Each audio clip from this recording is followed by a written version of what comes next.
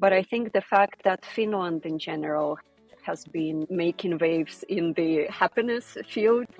From this year, we started branding Helsinki is a happy capital, happy city. That is kind of umbrella for other things that we can market to the people outside, be that businesses, investors, tourists, congresses, talents as well. Welcome to WITT. Hi, I'm Megan. I talk with founders, investors, and operators working in tech. My aim is to inspire you with their stories and perspectives. Through this podcast, I want to amplify the voice of women working in tech. If you want to support WITT, then make sure you follow us on your favourite podcasting app. Then you won't miss any future episodes. Today's guest is Maria, Senior Advisor at Helsinki Partners, connecting global founders and deep tech companies with Helsinki's growth ecosystem. Let's get into it. Hi, Maria. Welcome to WITT. It's great to have you on the podcast. Hi, I'm happy to be here. Awesome. I would love to kick off our conversation with a lightning round. Is that okay? Of course. Let's do it. First question. What is the biggest myth international founders believe about doing business in Finland? The biggest myth maybe that we are a country of happy, smiley people, as Finland have been, internationally acknowledged as the happiest country in the world. Sometimes people think that they will come here and everybody's wearing a smile, which is totally the opposite of reality as well. And happiness is inside and not on our faces. I love that. Perfect. Question number 2. What is your favorite flavor of ice cream? Jesus. Yeah. I've been into pistachio lately. Pistachio, okay. This Kolme Kaveria Finnish brand. I don't think I've ever tried pistachio ice cream, but I'll definitely give it a try. It's very good. It's very chunky and nutty. Awesome. Question number 3. What do foreign founders misunderstand about the kind of Nordic speed? Misunderstand. Maybe the speed of doing business here is a little bit different because people treat their work-life balance actually seriously. Yeah. When people say that they're out of office for July for the whole month, they're actually out of office somewhere in a cottage in the middle of the forest and unreachable. I think definitely that's the unreachable. Yeah, no Wi-Fi, nothing, no connection, and phone is just turned off for the time being as well. Love it. Question number 4. What's one ecosystem building tactic that sounds boring but delivers massive results? Ecosystem building tactics. I wouldn't say, maybe more like networking tactic rather than ecosystem building. And it works in Finland very well. It's the rule of like a couple of handshakes. So Finland is not a country, but a country club, as we like to say here. And everybody knows somebody. So the moment you enter the room and start talking to people, everybody knows somebody. So in case you want to reach to specific companies, specific people, you can start asking around, and maybe through the people that you meet, you will end up meeting the person that you would like to eventually, see. So it's about asking questions, it's about networking and kind of building the network through the people and go forward. Definitely. I totally agree. Question number 5. Are you a pineapple on pizza person or I'm a blue cheese on pizza person. Cheese. It can have anything, but like if it has some blue cheese and stuff, I would definitely eat it. Yeah. Nice. Question number 6. What's one thing Helsinki offers that founders don't really realize they need? Mindfulness as well. So it's not a particularly big metropolis if we're comparing ourselves to London or Tokyo or New York or something.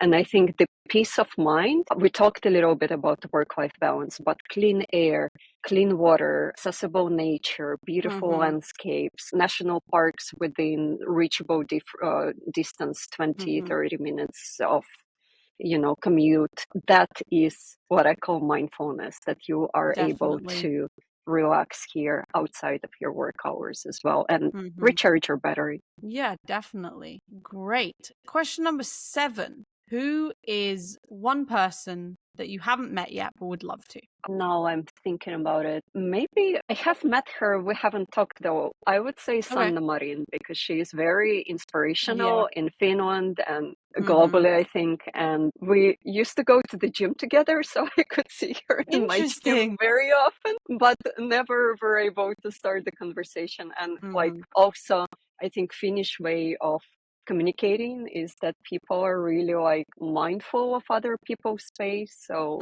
this is not the setting that I would like to have approached. Yeah. Randomly in the gym, probably not the best idea. No. That's so cool. Question number 8. Which sector in Helsinki is kind of silently booming right now? Excellent question. We have quite a few, but I would say if I have to name one specific one, I would say FoodTech because it's quietly growing. We don't have the biggest ecosystem yet comparable to the main global food tech hubs, but it's really developing, especially like plant-based alternative protein side. All that is very, very well like going forward. Very interesting, yeah. Question number 9. What's a founder habit that you admire the most? I think keeping the energy up all the time as well. So like having this focus and having this drive and having the motivation to wake up and do maybe sometimes quite mundane, repetitive tasks as well on the operational side and so on and so forth. We as hired force, we get to choose what we specialize in and things like that. But as a founder, you have to keep everything together and always have this high energy. So this is something I admire. Definitely a really good one. And then the last question for the lightning round, if you had to describe your kind of journey in 3 emojis, what would they be and why? Oh my goodness. I would say airplane emoji. Traveled a lot into over 55 different countries maybe. Very cool. And lived in 5 of them. My father is an airplane engineer as well, so that kind of runs in the family. The other emoji would be maybe my dog. So like dog emoji because I got a Shiba Inu last year. So he's my guy now. We spend a lot of time together outdoors. And the third one, maybe something plant related, like a little leaf or a little plant, because I like spending time in the nature. It grounds me as well. And maybe that's why I ultimately chose living in Finland as well, because Finland is all about nature and forest. And it sure is. All that. Awesome. Well, that was really cool. Thank you for answering my lightning round questions. And let's now move on to your journey, right? So as I was doing the research for this episode, you kind of pitch Helsinki and Finland pretty much every day. And obviously I moved to Finland 3 years ago and I pitched it to my parents to come here. And my main kind of ideal for pitching Finland is, the quality of the education system, the nature and the lifestyle. But I want to understand, like, what is your pitch for Finland? I think when I was deciding in like 16 years ago, back in 2009, if I want to study here, I did my second master's degree in Finland, starting from 2010. So I think in beginning of 2010 or end of 2009, Newsweek magazine, they did a study on the most kind of competitive countries in the world based on different ratings, and Finland came up to be number 1 as well. And even though I got offers from Stockholm University, from several other like universities in the Nordics, I ultimately chose Finland to go and do my degree because of that. So it's like economic stability, political stability, nature, and kind of like social security here. There was many other things I think that went into the study, but what I can remember that it just hit me that, hey, this is something cool to experience for 1.5, 2 years while I'm studying, and then I will, be out of the country doing something else. So it was never permanent, but yeah, I remember that it hit me then that it's something that I needed after my life in Moscow for a while. So I was looking forward to that. Yeah, definitely. I've always, when first coming here, I knew nothing about the country and I had to do a lot of research on it.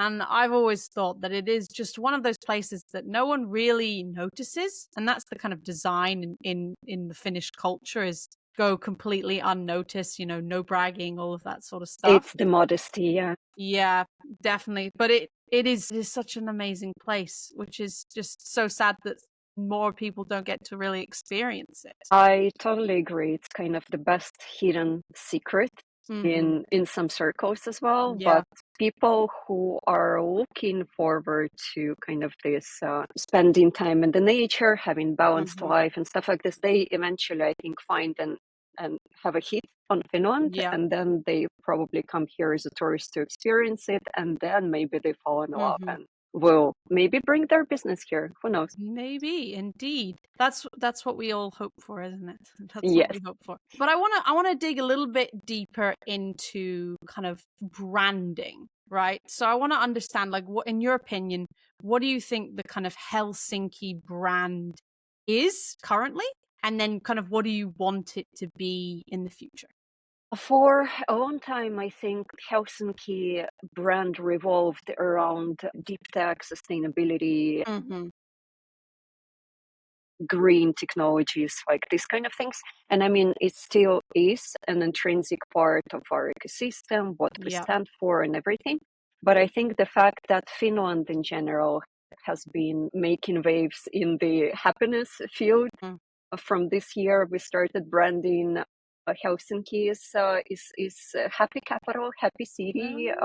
That is kind of umbrella for other things that we can market to the people outside, be that businesses, Mm-hmm. investors, tourists, congresses, talents as well. Yeah, And happiness is different for many people, so we can definitely. speak about different things with the same kind of tone of voice to different audiences around the Mm-hmm. topic. Yeah, definitely. Finland's is it's I didn't realize that they've started kind of using the whole, what is it now? It's like eighth happiest 8, yes. country for quite a few years running. It's very, very impressive. Yeah, Very 8 years, the happiest yeah, country. So we're eight, that was it. unbeatable, Unbeatable, unmatched. But I unmatched. didn't realize that you're using that as a branding strategy. Can we talk a little bit more about this? Like, why now have we decided to now use this? I think I brushed up a little bit slightly previously in the lightning round. So Mm, Finns are like most and foremost, as they are seen abroad, country of engineers, country of highly educated people that mm-hmm. are a little bit introverted, modest, not so social, and so on Yep. and so forth. So that's been a big stereotype, and that has been slowly dwindling over the past decade Mm-hmm. since Finnish business, tech business started growing super, super fast, also due to the fact that Nokia unfortunately suffered the blow 15 years ago when Mm-hmm. iPhone was released. But anyway, that spurred the wave of new tech companies rising in Finland. So the engineers that were leaving Nokia back then with the golden parachutes, they started Mm-hmm. their own businesses, and those businesses started growing very fast. Yeah. And kind of nowadays, there is a lot to kind of talk about Yeah. in that sense. So that, I guess, spurred also the societal change as well, that there is more international talent working in Finland than ever, more international companies every year opening subsidiaries here, and so on and so forth. The country becomes more Mm-hmm. cosmopolitan, international, global as well, Yeah. and that shifts um, the way we kind of talk about Finland as well. The way So we talk as about Finland, and the way that other countries talk about Finland and as well. perceive Yeah, us. That's true. definitely. Yeah, no, it's really interesting to see what other countries think of Finland and the kind of stereotypes of the Finnish culture and the Finnish people. But once you have people that have internationals that have lived here for, I would say, 2 years, you can really see the kind of change. I can definitely see it that I've become, I wouldn't say more Finnish, but I've definitely become more kind of integrated into the Finnish culture. So, I understand it's no talking on the metros and all of that sort of stuff. Yeah, So yeah, but yeah, like hush hush. I really enjoy it. It was really weird going back to the UK because everyone was talking and I can Everything understand is what all so they, loud it there. was, yeah, it Yes. was honestly scary. Every time I'm in London, the first thing I notice is all the loud noises on the trains and Exactly, subway and exactly. stuff like this, which is like a big shock. Very kind of, but yeah, no, I'd really like to go in to look at a particular sector. Okay, so let's talk about what you're doing now. Tell me what's happened. So happy to announce that I've been promoted to the 90-day Fin program manager as of October. Something new and exciting also going on.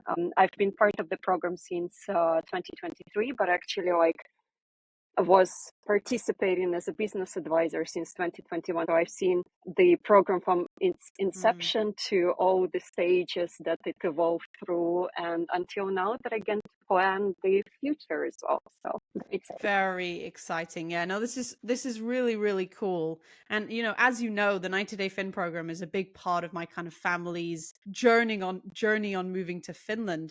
So I wanted to get a better understanding of indeed. like what are you planning to do? What are the kind of next steps? So maybe just a little bit about the program in itself for people who Yeah. don't know. It's a flagship program of Helsinki partners where each year we gather a group of 15 global business leaders, serial entrepreneurs, corporate executives, and investors that are invited to live and work in Helsinki for up to 90 days. And they get kind of a variety of services from us, such as, of course, kind of onboarding that is happening usually virtually to make the first ecosystem connections and pre-arrival arrangements. And then, of course, getting these new contacts and deals through this exclusive program that we're organizing on site in Helsinki for the duration of about a month with networking events, WITT visits, meeting with the key ecosystem players, stakeholders, with the mayor of Helsinki and other very important people, all of that. And then, of course, we provide tailored business advisory from our part, from my colleagues from Helsinki partners on your expansion plans before, during, and after the program. Our participants, they're getting their residence in one of the coolest co-working spaces in the city center, such as Epicenter, Marie 01, or Sophia. And what else? We provide some individual relocation support if that is applicable. And then post-program, they get to have an access to the alumni network with all the cohorts of the past already 5 years. They get a chance to mingle, sometimes come up with new businesses or partnerships. So it's a very much alive community full of new ideas, and they get to have reunions once or twice per year. So usually end of summer and around Slush, our biggest tech conference in Finland, and and hang out virtually or visit each other in their countries. So something like that. But you asked actually about the future of the program. I diverted a little bit here. So future of the program looks bright. We are planning to launch the application process before Christmas. So if any of the people in the audience are interested to try the life in Finland and Helsinki for 90 days, this is your chance. And the application period will last until end of February, where in March we will shortlist the applicants, go through the interview process, selection process. So in March, people will get contacted, and hopefully by April, we'll have a new shiny cohort of 15 lucky ones for 2026. Absolutely. That's really great. I love this program. It's such a good way to integrate yourself into the Finnish culture and the Finnish lifestyle. So it's so great that you get to take it on as well. Awesome. Likewise, and I think your family is a prime example of the ideal customer profile of a very networked business leader who came to Finland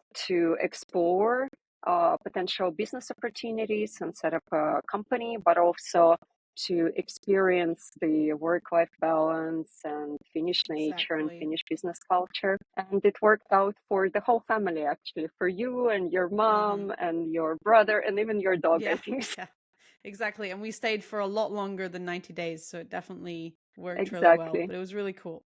Awesome.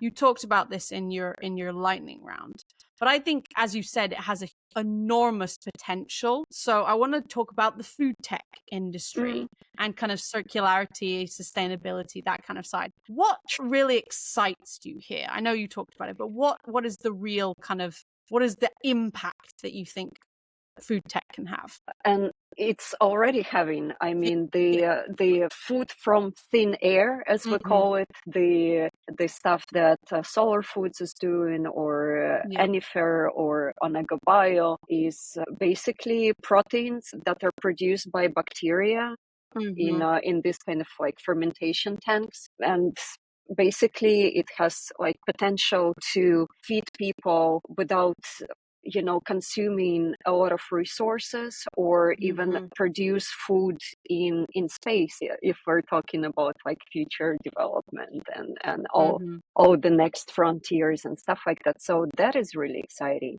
And the moment they will, get all the certifications and start mass production, that will shift the paradigm of the way that we, like how we consume food, what we consume, and what kind of new products we can use as well, and that might be significantly cheaper also than something else we have currently on the market. So it will definitely make waves in the nearest future. It definitely will. I find the food tech space to be such an interesting industry to really kind of understand, because it's also, it's quite complicated trying to understand how the, bacteria creates these different proteins, or how you make substitute proteins for different types of food. Like it is really interesting, but it's so difficult as well. So you really admire the people that are doing that something came up in with this that. space. Yes, Yeah, exactly.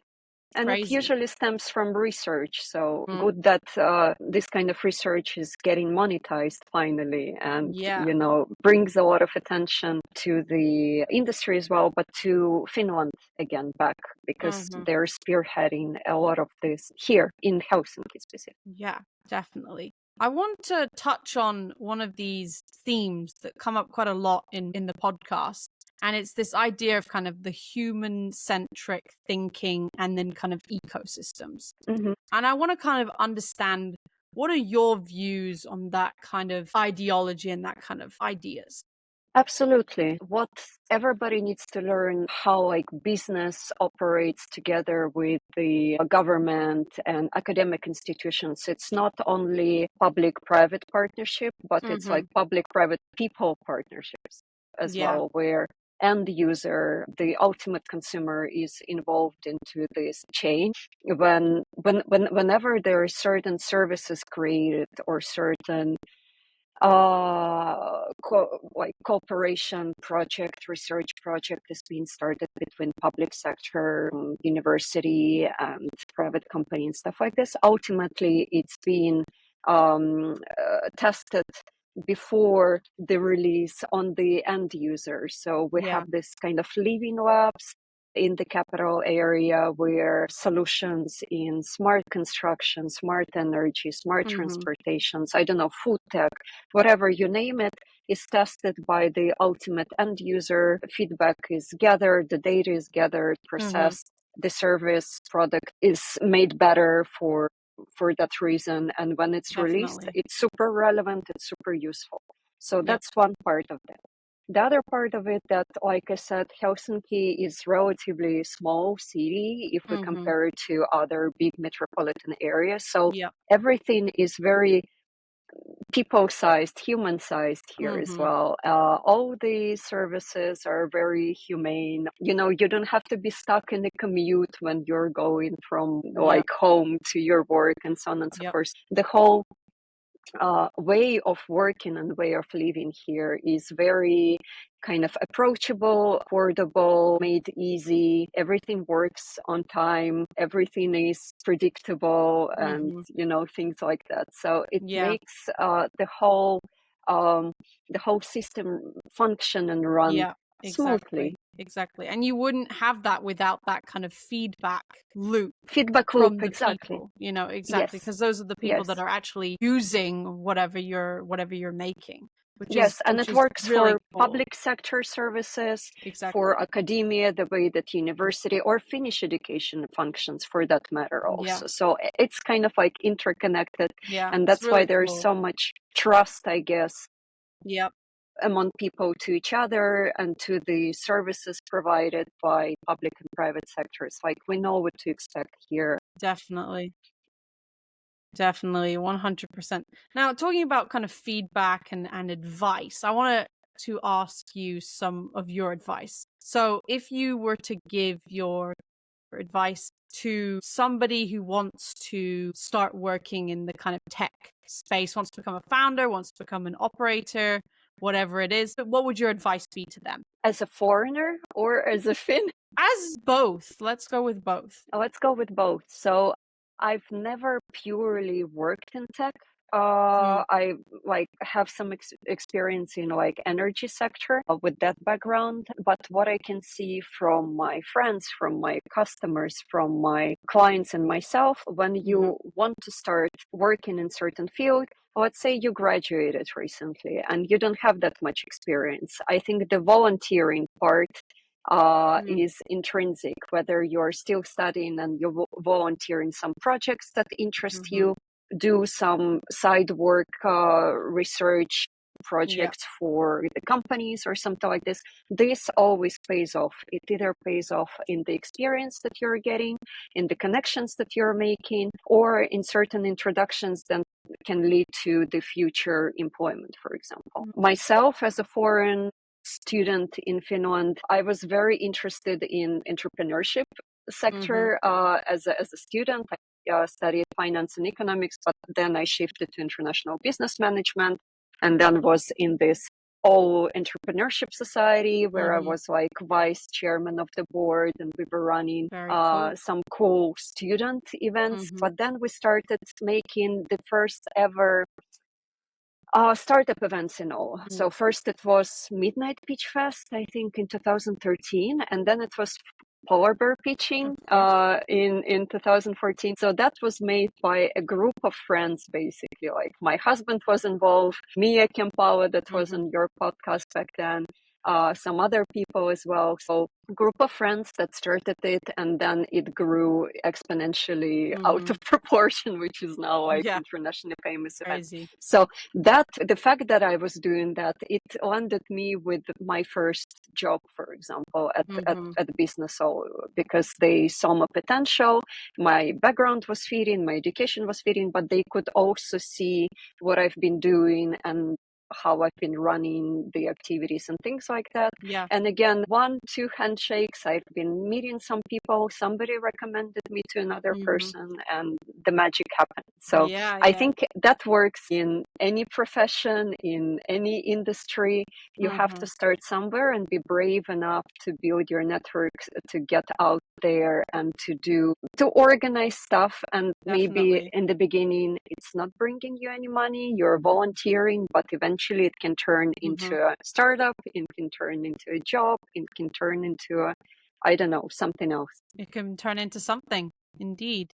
Yeah, and I really like that kind of sense of thinking about it like that, is kind of like, it's, you've got to have steps to kind of get there. And whether it's volunteering or, whatever it is, you have to have steps, and then you'll eventually kind of meet that one person which gives you the opportunity of a lifetime or something like that. the which is very ultimate cool. boost as well. Yeah, Yeah. because you never know when it's going to happen. But You if never you'll be know. sitting at home in your comfortable bubble, it will never happen. Exactly. Well, we've now entered the part of the podcast which I like to call the zigzag zone. So I want to know where you're zagging and everyone else is zigging. You had this thing about reverse pitching, Mm-hmm. and I want to understand, like, how does that work? What is that? Well, reverse pitching is something that we employ in the industry where I'm working, which is international investment attraction, basically sales. So we're selling what Helsinki has to offer to our foreign clients as well.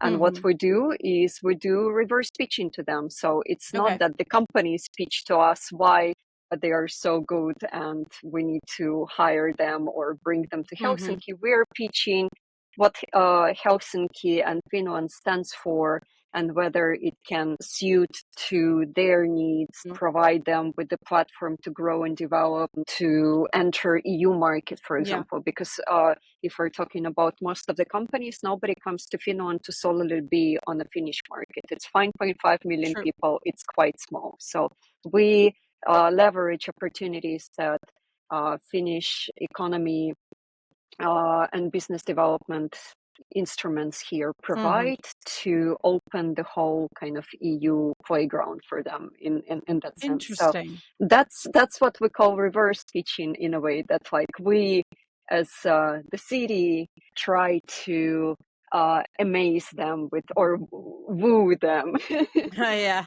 a little bit. Very cool, very interesting. And we're actually sadly coming to the end of this. But I do have 3 final questions for you. So, first one is, imagine it's 2035, so in 10 years' time. What does your kind of life look like? What does your career look like? Where are we? Well, I'm an adept of lifelong learning as well. I think even if I'm doing what I'm currently doing, I'm doing it better on a bigger scale with more resources, with bigger funding as well. So I love working for kind of the city and I like working with foreign direct investments. I'm all about that. So kind of like have been at the right time, at the right place with my first job, but then it developed in a lifelong passion in a way. So I just hope I'm doing it better and hopefully still living in Helsinki and enjoying the life here, maybe having some mökki on the side as well where I could go. Mökki is a Finnish cottage, yes. I got it. I know. I've been here long enough. I know what it means. Good. Awesome. Yeah, that's all we can really hope for. But I think those are some good aspirations. Definitely the summer cottage. That's most important. Yeah. Question number 2. How can listeners follow along with your journey? That's pretty easy. For all my professional networks, I use LinkedIn and follow my Helsinki website as well. So for our business-related news projects that we're running for our international customers, programs like 90-day thing, Of course, for example. Yes, everything is there. Awesome.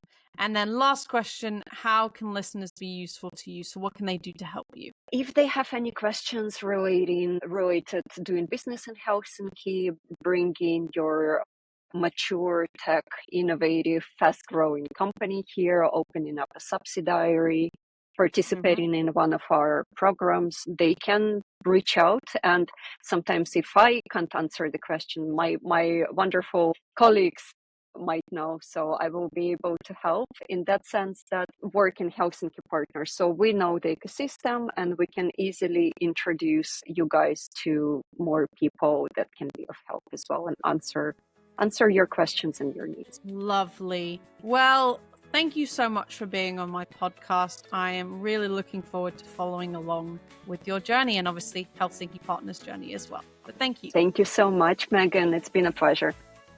Thanks for listening. Hope you enjoyed this week's episode. To make sure you don't miss next week's episode, follow us on your favorite podcasting app. Do consider leaving us a review as it helps the podcast tremendously.